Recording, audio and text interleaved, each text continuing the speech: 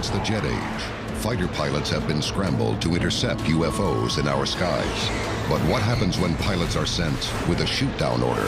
Fighter pilots are forced to confront something they have never trained for, and officially does not exist. And when they encounter UFOs, their mission automatically becomes classified. Some pilots claim they can't catch the UFO. Others report their weapons jam when they try to fire. What happens on these missions is often made top secret. Is combat stress affecting pilot testimony?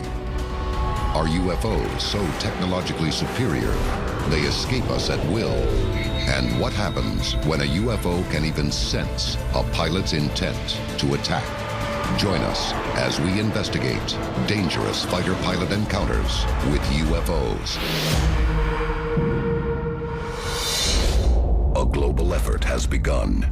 Secret files hidden from the public for decades, detailing every UFO account, are now available to the public. We are about to uncover the truth behind these classified documents. Find out what the government doesn't want you to know. Unsealed. Alien Files. Exposing the biggest secret on planet Earth. Fighter pilots are responsible for the safety of our skies. It's a dangerous job that takes lightning-fast reflexes and nerves of steel. They are some of the most highly trained professionals in the world. But there is one threat they have not trained for. It's one thing to, be in a dogfight with an enemy aircraft, but a UFO that, for all you know, has technology way ahead of your own. You go up there as a pilot, and what's going through your mind is, I may not come back down again. One incident in the late 1940s, near America's largest gold reserve, strikes fear in the hearts of American pilots and incites a media firestorm. Unsealed case file, the Mantell incident. January 7th, 1948, Fort Knox, Kentucky. Captain Thomas F. Mantell is a decorated World War II pilot with over 2,000 hours of flight time. While patrolling the skies, he's told that a westbound circular object about 250 feet across has entered the Kentucky airspace. In January of 1948, Thomas Mantell was piloting a P-51 Mustang, along with two other P-51s. 3 witnesses in the control tower of Goldman Field at Fort Knox make visual contact. The P-51 Mustangs of the Kentucky Air National Guard turn toward the object and accelerate. Mantell allegedly reports over his radio that the object looks metallic and is of tremendous size. He got to about 20,000 feet when his P-51 then began to spiral out of control and later crashing, killing 25-year-old Thomas Mantell. Rumor spreads that Mantell has been shot down by a UFO.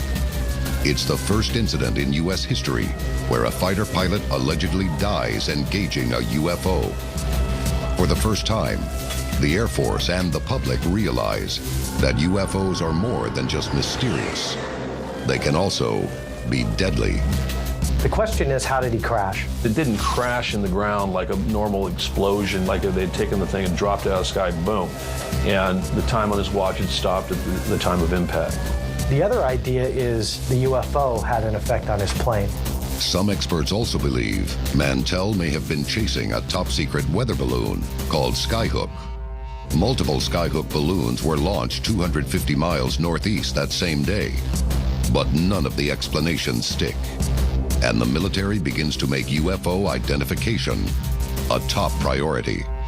It's going to definitely start spreading throughout the military and create some kind of hysteria or fear, because if your commanding officer says, get this enemy, and this enemy is better than you, there's a huge threat to that, and that's a huge problem. Years later, an incident in Brazil confirms the one fact that has dogged the world's military for 40 years. Chasing UFOs is one thing. Catching them is an entirely different matter. Unsealed case file, the Sao Paulo UFO incident. Sao Paulo, Brazil, May 19th, 1986. 20 UFOs are tracked on radar and seen by eyewitnesses on the ground. 2 F-5Es and 3 Mirage fighter jets are scrambled from Santa Cruz and Annapolis Air Force Base. We had ground radar tracking 20 objects. We had multiple airplanes seeing this thing over the 4 hours. Some of these pilots then acquired the UFOs visually as well as on their radars. This went on, involved at least 6 military aircraft, maybe more. In a press conference, Brazilian General Otávio Lima states, "At one point, the chase was inverted, and an F-5E fighter was surrounded by 13 colored lights and chased with 7 on one side and 6 on the other." Afterwards, this was clearly taken seriously within the Brazilian government at high level. Senior Air Force officers were involved. I believe the Minister of Aeronautics was involved at one stage. The Sao Paulo incident is discussed openly by high-ranking government officials in Brazil. But then in the end, it was suggested that perhaps this was just space debris. Could it have been space debris? Yeah, of course, it could have been space debris if space debris likes to sit in one place and hover, but probably not. A short message from the U.S. Defense Attaché in Rio to the U.S. Defense Intelligence Agency reads, quote, "3 visual sightings and positive radar contact from 3 different types of radar systems leads one to believe that something arrived over Brazil." Up next, we reveal one of the most shocking incidents of fighter pilots engaging with UFOs, exposing just how powerless fighter jets can be, even when locked on target. This is Unsealed, Alien Files. Welcome back to Unsealed Alien Files. Armed with a shoot-down order, jet fighters have been intercepting unknowns in our skies for decades. But what happens when they decide to pull the trigger? Unsealed case file, the Tehran incident. Tehran, Iran, September 19th, 1976. A UFO is spotted by civilians and confirmed by the control tower at Tehran's Mehrabad International Airport. The thing was about 300 foot in diameter. It was on radar. The F-4 Phantoms were scrambled. This thing was getting bigger in their screen, and they said, "What should we do?" And control said, "Shoot it down." One pilot gets close to the UFO. He describes it as an extremely bright object, like a small glowing moon. But what happens next defies explanation. A secondary UFO emerges out of the primary UFO and shoots straight toward the pilot's F-4 Phantom. Now, to a pilot, if you see a craft eject something and it's coming at you, it just fired a missile at you. So the next thing that he does is he arms his AIM-4 missile, flips the switch, and he's going to fire back. And just as he's ready to pull the trigger, everything goes dead in his cockpit. Missiles disarmed, everything's gone. His engines are working, but he's flying, but he can't shoot. It's a terrifying moment for any pilot. And in this case, the unknown objects have defied the laws of physics. Before it impacts his craft, it makes a dip, it loops around his aircraft, and rejoins the original UFO, as pretty much to say, "I don't think so, don't even try it." You got to ask yourself the question, what sort of technology can defeat radar, turn off your electronic systems, but keep your engine running, selectively disarm your weapons? What sort of technology can do that? We don't know. We don't have it, but somebody out there does. The Tehran incident is unprecedented in ufology because of the existence of a detailed defense intelligence report filed 3 days later. This is all documented in a 4-page declassified document in the United States intelligence community. This was obviously a very important event. An incident like the Tehran incident, everyone's going to take that seriously, from the CIA to the DIA to the U.S. Air Force. When you read from the first word to the last, reads like science fiction. They cannot explain this case even today. But there is another important document on the Tehran incident, one that explains why top secret agencies are still studying UFOs. The declassified expert assessment reports credibility of many of the witnesses was high. Visual sightings were confirmed by radar, and similar electromagnetic effects were reported by 3 aircraft. You're then confronted with something that is literally out of this world, that has nothing to do with anything they've been trained to. All of a sudden, you go from being the best of the best to quite possibly inferior to what you're facing. And that's a huge threat to any military anywhere in the cosmos. How do you carry out your orders on something that you 5 minutes ago didn't think existed anyway? The final conclusion of the 1976 Tehran DIA assessment states, quote, "An outstanding report. This case is a classic, which meets all the criteria necessary for a valid study of the UFO phenomenon." Whatever was going on in Tehran that night, there was definitely something odd and strange. And the documentation, even decades after the event, can't explain it. Up next, the only known reported case in military history where a fighter pilot is given a shoot-down order and allegedly makes a direct hit on a UFO. This is Unsealed, Alien Files. Welcome back to Unsealed, Alien Files. Top secret government evidence, compelling eyewitnesses, and radar testimony suggest that advanced, unknown technology is threatening our airspace, and we may be powerless to stop it. Many pilots have engaged a UFO, only to have that unknown craft outmaneuver their jets, and worse, disable their instruments and weapons. But what happens when a shoot-down order is given and the pilot fires his missiles? Unsealed case file, the Peru incident. La Jolla, Peru, April 11th, 1980. In April of 1980, an object was detected on radar in Peru. This is about 7:30 in the evening. This is the case of Oscar Santamaria, and he was an Air Force commander who was scrambled in response to an uncorrelated target that was being tracked on military radar. Almost 2,000 personnel are on shift at Mariano Melgar Air Force Base when what looks like a weather balloon is spotted near a high-security area. A UFO had apparently penetrated and was operating within restricted military airspace, and he was ordered to open fire. Pilot Oscar Santamaria Huertas is scrambled in his Su-22 Russian-made fighter jet, equipped with 30mm cannon. Readied with a shoot-down order, he flies directly toward the unknown target. But what happens next is widely considered to be the only reported direct hit on a UFO in military history.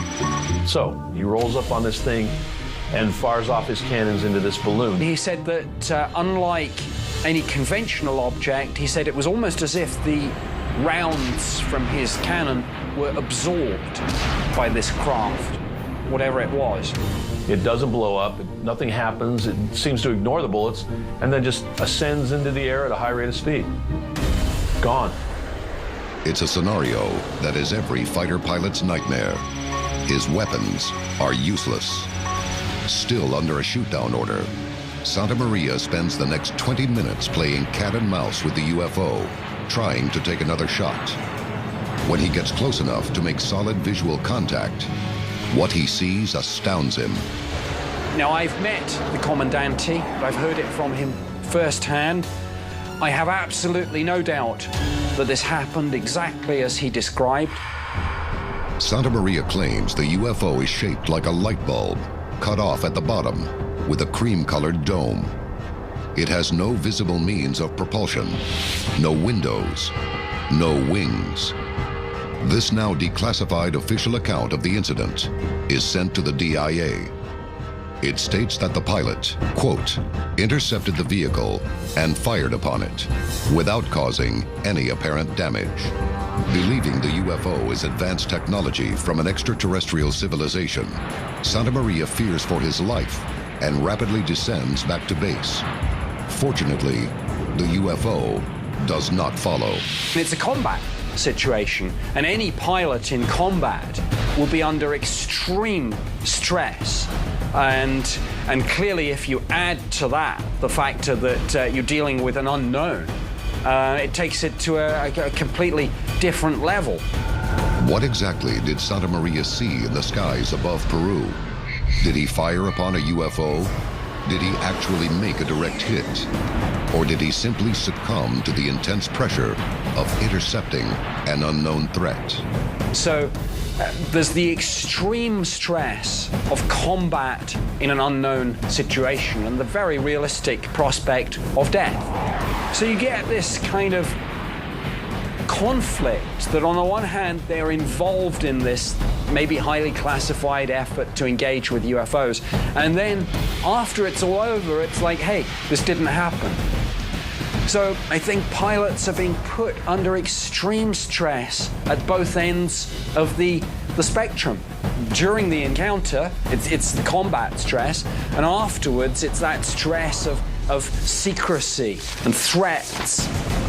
Coming up, if aliens exist, are fighter jets committing an act of war when they intercept UFOs? And if so, are we prepared for the consequences?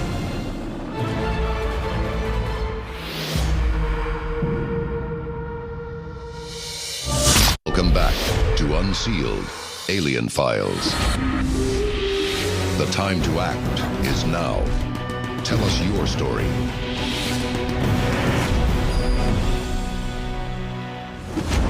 Caught between defending our skies from unidentified threats and the possibility of Air Force reprisals, the testimony of pilots who have been ordered to shoot down an unknown craft is critical to the study of UFOs.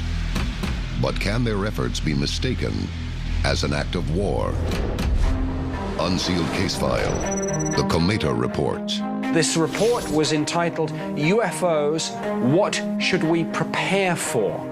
In 1999, the Cometa Report was published in France, which really outlined what the evidence was that supported that the UFO phenomena was real, and it was quite possibly a threat to the world as a whole. It came to the twin conclusions, in effect, that UFOs at some level were a real, solid, tangible thing, and they were seriously prepared to consider the possibility that these things were indeed extraterrestrial spacecraft. Whatever you believe about UFOs, if you've got something flying in such controlled airspace, well, that's something that should be taken seriously, whether you're a believer or a skeptic.